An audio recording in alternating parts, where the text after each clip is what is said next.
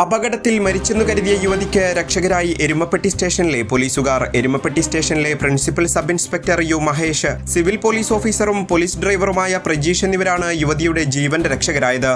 വെള്ളറക്കാട് സ്വദേശിനി 45 വയസ്സുള്ള ഷാഹിദയ്ക്കാണ് പരിക്കേറ്റത്. വ്യാഴാഴ്ച വൈകിട്ട് 6 മണിയോടെയായിരുന്നു സംഭവം. ആദൂർ പാടം റോഡിൽ പെട്രോളിംഗ് നടത്തുകയായിരുന്നു SI മഹേഷിന്റെ നേതൃത്വത്തിലുള്ള പോലീസ് സംഘം. ഇതിനിടയിലാണ് ഇടറോഡിൽ നിന്ന് ഉറക്കെയുള്ള സ്ത്രീയുടെ അലർച്ച കേട്ടത്.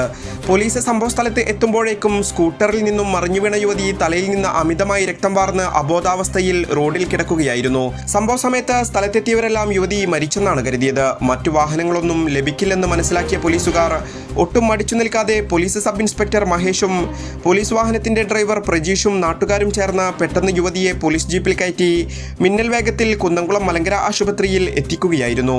ആശുപത്രിയിൽ എത്തിച്ചു നൽകിയ ചികിത്സയിൽ യുവതി അപകടനില തരണം ചെയ്തതായി ഡോക്ടർമാർ അറിയിച്ചു. വീഴ്ചയിൽ തലക്കേറ്റ ആഴത്തിലുള്ള മുറിവുകൾ ഗുരുതരമാണെന്ന് ഡോക്ടർമാർ പറഞ്ഞു.